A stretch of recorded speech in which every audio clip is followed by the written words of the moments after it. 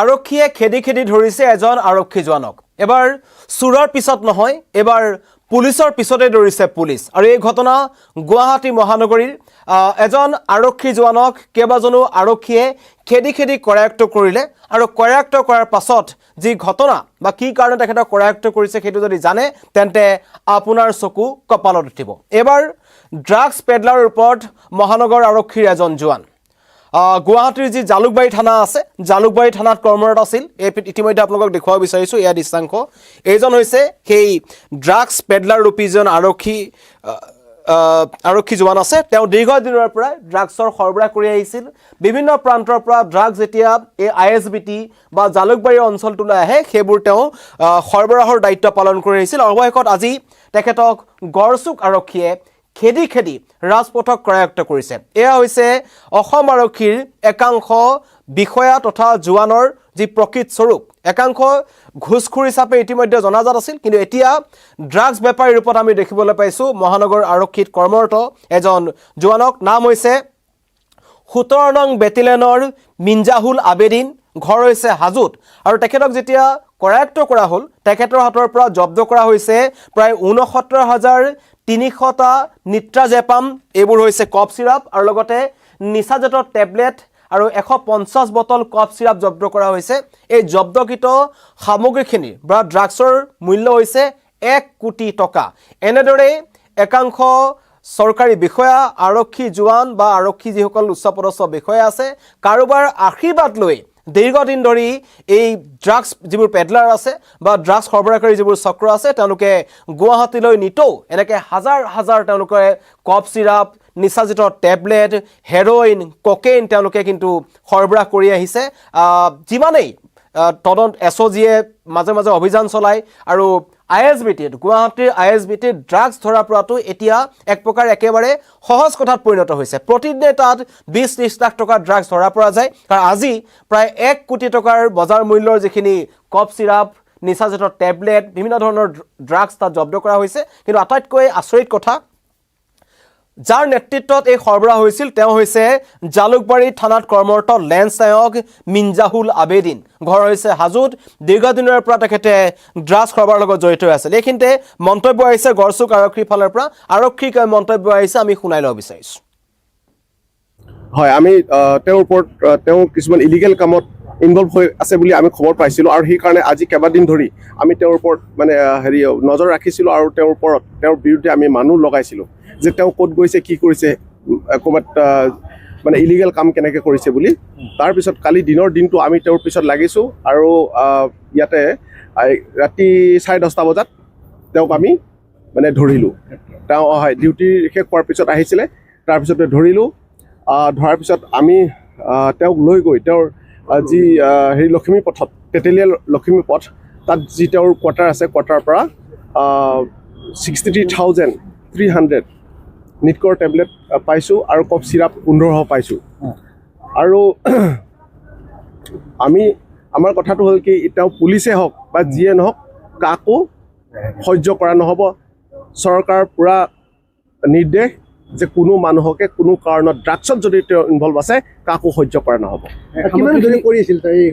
হয় সেইখিনি আমি এতিয়া উলিয়াম মানে তেওঁ যোৱা মে' মাহৰ পৰা আমাৰ ইয়াত জালুকবাৰীত পষ্টিং আছে তেওঁ 17 নম্বৰ বেটেলিয়নৰ জোৱান লেন্স নায়ক হয় আৰু তেওঁৰ ঘৰ হাজোত হয় মিনহাজুল আবেদিন তেওঁৰ নাম তেওঁক গ্ৰেপ্তাৰ কৰা হৈছে যিখিনি হয় তেওঁৰ আইনগত যিটো তেওঁৰ ব্যৱস্থা আছে সেই ব্যৱস্থাটো তেওঁক লোৱা হ'ব যিখিনি বস্তু পাইছোঁ তাৰ বেচিছত তেওঁক যি আইনী ব্যৱস্থা আছে সেই আইনী ব্যৱস্থা লোৱা হ'ব আৰু ডিপাৰ্টমেণ্টৰ ফালৰ পৰাও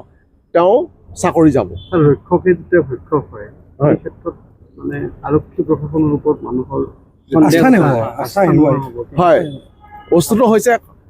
সমাজত যিবোৰ মানুহ কলংক যেতিয়া পুলিচত আহিব সেইটা পুলিচতো কলংক হয়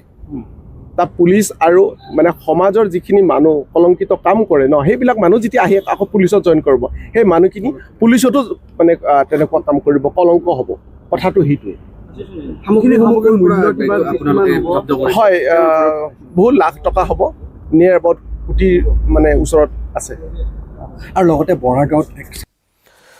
গড়চুক আৰক্ষীৰ মন্তব্য শুনিলে দীৰ্ঘদিনৰ পৰা এইজন আৰক্ষী যিজন জোৱান আছে তেওঁ হৈছে লেন্স নায়ক, নাম হৈছে মিনজাহুল আবেদিন আৰু তেওঁৰ তেতেলিয়াত তেওঁ ভাড়াঘৰত থাকিছিল আৰু তেতেলিয়াৰ ভাড়াঘৰত যেতিয়া নিশা গড়চুক আৰক্ষী অভিযান চলায় তেতিয়া এই বৃহৎ পৰিমাণৰ লুকুৱাই থোৱা অৱস্থাত এইখিনি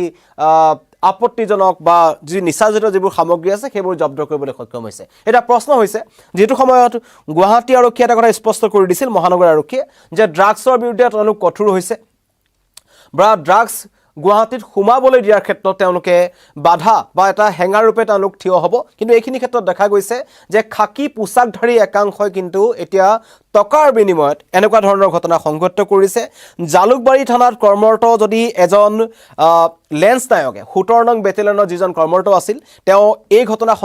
সংঘটিত কৰিছে। তেওঁৰ লগত অন্য কোনোবা আৰক্ষী বিষয়া জড়িত হৈ আছে নেকি? কাৰণ অভিযোগ উত্থাপন হৈ থাকে বিভিন্ন সময়ত এই একাংশ নিম্ন পৰ্যায়ৰ যিবোৰ আৰক্ষী জোৱান আছে তেওঁলোকে একাংশ উচ্চ পদস্থ আৰক্ষী বিষয়াৰ কথা মতে তেওঁলোকে এনেকুৱা ধৰণৰ ঘটনা সংঘটিত কৰে আৰু এয়া প্ৰথম ঘটনা নহয়। ইয়াৰ আগতো গৰু চোৰৰ গাড়ীৰ পৰা ধৰা পৰিছে, টকালৈ ধৰা পৰিছে জালুকবাৰী থানাৰ একাংশ লোক বা আৰক্ষী জোৱান। ইয়াৰ আগতো ধৰা পৰিছে, বিভিন্ন ক্ষেত্ৰত ধৰা পৰিছে। বিশেষকৈ জালুকবাৰীৰ যি যান বাহন আৰক্ষী আছে বা জালুকবাৰী থানাৰ যিসকল লোক আছে তেওঁলোকৰ বিৰুদ্ধে কিন্তু বহু ভয়ংকৰ অভিযোগ ইয়াৰ আগৰ পৰা উত্থাপন হৈ আহিছে।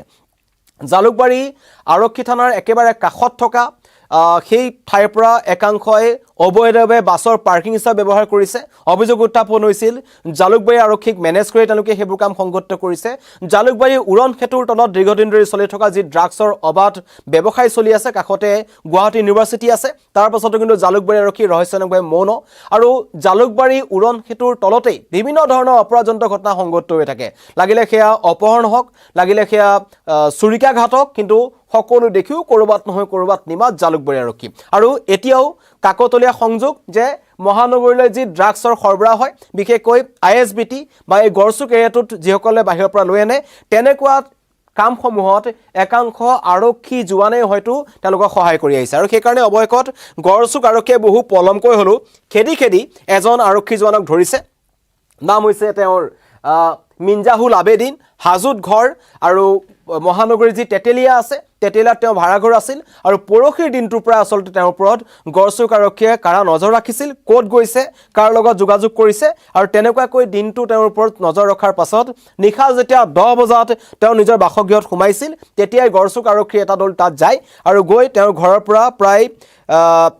63,000 নিট্ৰাজেপাম যি কফ চিৰাপ আছে উদ্ধাৰ কৰিছে। লগতে নিচাজিত টেবলেট প্ৰায় 1500 জব্দ কৰিছে, যিবোৰ ইয়াবা টেবলেট আছে, বিভিন্ন ধৰণৰ টেবলেট আছে আৰু লগতে বিভিন্ন ধৰণৰ ড্ৰাগছ জাতীয় সামগ্ৰী তেওঁলোকে জব্দ কৰিছে। আৰু এই ঘটনাৰ পাছত এটা কথা স্পষ্ট হৈছে যে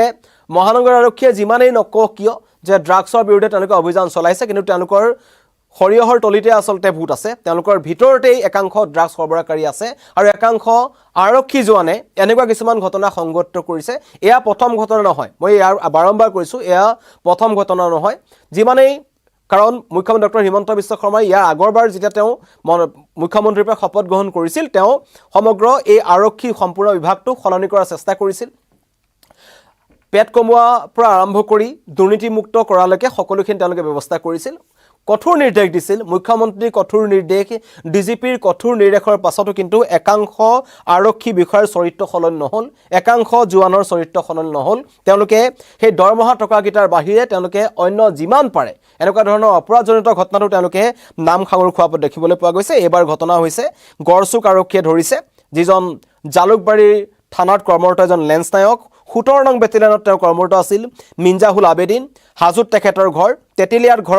ঘৰটো তেওঁ ড্ৰাগছৰ গুদাম হিচাপে ব্যৱহাৰ কৰি আহিছিল আৰু যি বৃহৎ পৰিমাণৰ কফ চিৰাপ তেওঁ জব্দ কৰি ৰাখিছিল বা তেওঁ লুকুৱাই ৰাখিছিল, লগতে নিচাজাতীয় টেবলেট তেওঁৰ পৰা জব্দ কৰা হৈছে, কফ চিৰাপ জব্দ কৰা হৈছে আৰু এজন আৰক্ষী বিষয়াৰ পৰা এনেকুৱা ধৰণৰ ঘটনা সংঘটিত হোৱাৰ পাছত মানুহৰ মনত প্ৰশ্ন উত্থাপন হৈছে যে নৱপ্ৰজন্মক যি ড্ৰাগছৰ কৰাল গাখত পৰিছে বা গুৱাহাটীলৈ ড্ৰাগছ অনাৰ ক্ষেত্ৰত বন্ধ কৰাৰ ক্ষেত্ৰত আৰক্ষীৰ ওপৰত যি আস্থা আছিল সেয়া কিন্তু এতিয়া ৰাইজৰ বহু পৰিমাণে কমি গৈছে। কাৰণ যিমানেই আৰক্ষীয়ে এনেকুৱা ধৰণৰ অভিযান নচলাওক কিয় আৰক্ষীৰ বিভাগটোৰ ভিতৰতে যদি এনেকুৱা একাংশ ড্ৰাগছ পেডলাৰ আছে তেন্তে কিন্তু এই গুৱাহাটীত যি ড্ৰাগছৰ যি অবাধ সাম্ৰাজ্য এখন গঢ় লৈ উঠিছে সেইখন কিন্তু ৰোধাটো যথেষ্ট কঠিন হৈ পৰিব।